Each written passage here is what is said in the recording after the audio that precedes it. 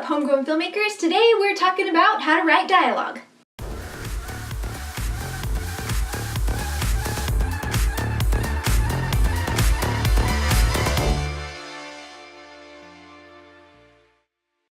Shout out to CITC Productions who requested this video. Thank you so much for the suggestion. To everyone who has sent me ideas and suggestions, thank you so much.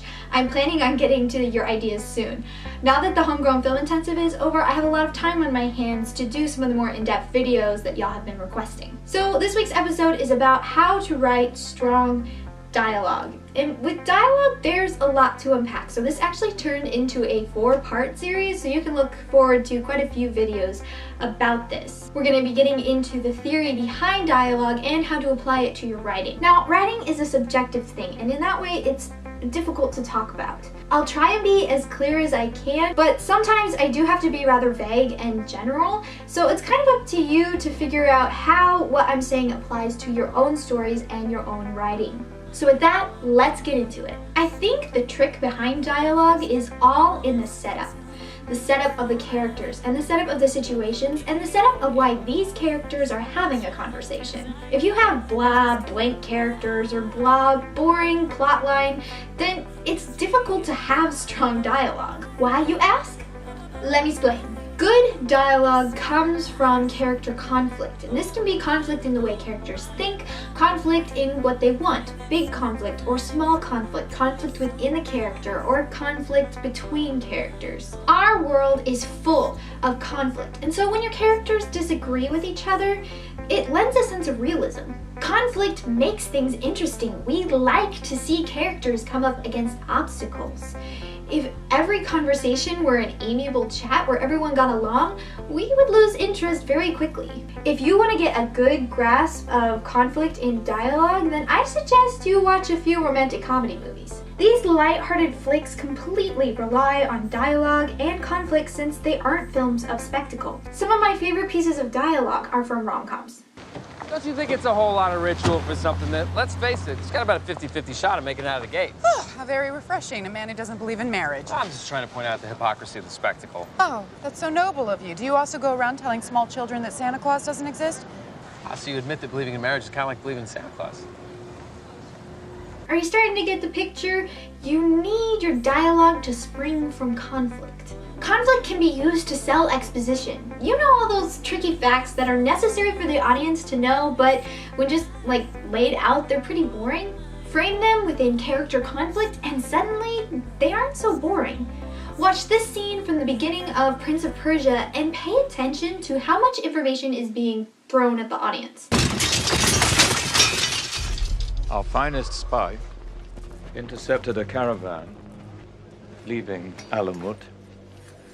Swords of the best workmanship, steel-tipped arrows, and promise of payment from the warlord Kosh to Alamut. They're selling weapons to our enemies, Testa. An arrow such as this through my horse in Kosh Khan. Blood will run in Alamut streets for this. Or our soldiers will fall from its walls. Our orders were to subdue Kosh Khan, not to attack Alamut. Wise words, little brother. Words won't stop our enemies. Once they're armed with Alamutian blades.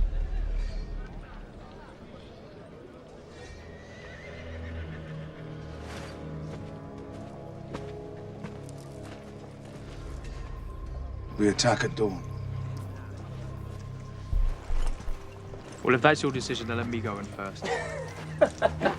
Thoughts to share, Gassif? I ride at the head of the Persian army. Dastan leads a company of street rabble. They may not be much for manners, but they're pretty handy in a fight. The honor of first blood should be mine. Gassif, your hand's on your sword again. Where it should be. Oh, my brothers. Ever eager. It's said the princess of Alamut is a beauty without equal. We'll march into her palace and see for ourselves. Framed as an argument, we are given a lot of information about the world and about the characters, and it doesn't feel like it's being shoved down our throat.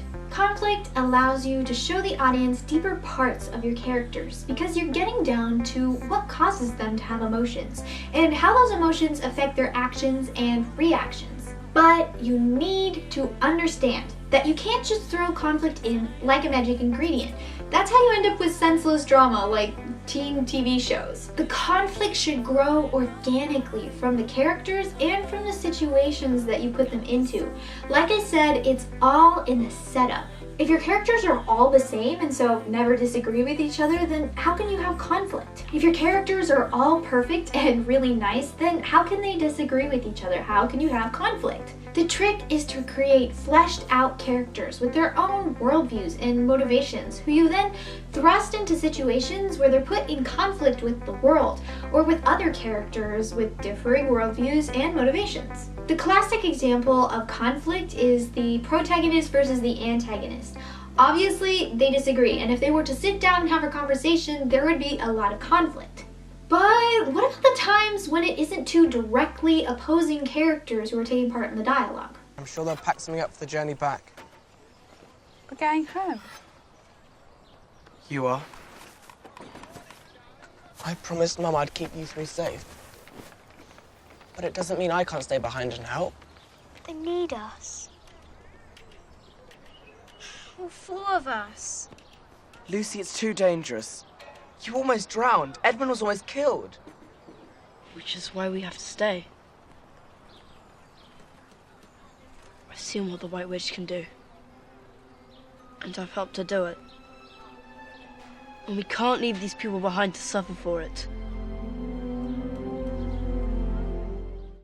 Being in conflict doesn't mean that the characters disagree about everything, only that they disagree about what they're discussing. Which is why you need to pay attention to which characters are taking part in your dialogue. If you're writing out a scene and you can't seem to find the inherent conflict, then that might be a sign that you have the wrong characters in your scene. If you can't work it out to where you have any conflict between any of the characters, that's a sign that your characters are pretty blank blah characters. Or it begs the question, why is this scene in your script in the first place? How is it moving your story forward? So to sum up, conflict is essential to having any good dialogue scene because conflict is what forces your characters to grow. It is only when a character's ideas and assumptions about the world are challenged that they're faced with the choice: ignore it or grow. You don't want your dialogue scenes to be separate from that character process. They should be a part of it. Well, that is all that I have for you guys this week. Next week, I'll be talking about how to find the conflict within your characters. It's gonna be pretty good, so if you would like to see that video, please hit subscribe and click the little bell to get notifications of when I post. I'm Annie Pulling Sweat, and I'm a homegrown filmmaker. Thank you so much for watching, and I'll see you next time. What are some of your guys' favorite dialogue scenes? Please leave ideas in the comments below and I might end up using them for examples in my next few videos.